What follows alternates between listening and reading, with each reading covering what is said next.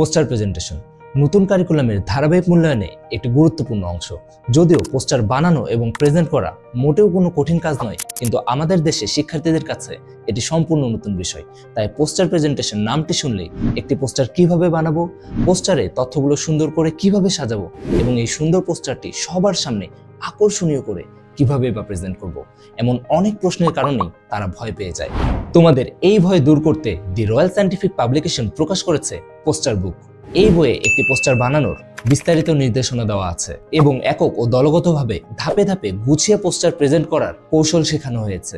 কিন্তু এতগুলো মানুষের সামনে একটি পোস্টার শর্টেড এবং কনফিডেন্টলি প্রেজেন্ট করার ভয় দূর করব কিভাবে? এই জন্য তোমাদের বারবার প্র্যাকটিস করতে হবে।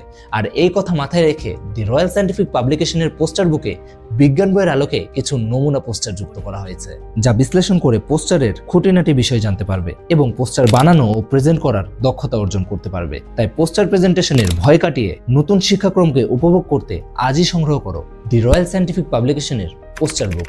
অর্ডার করতে ভিজিট করুন রকমারি.com।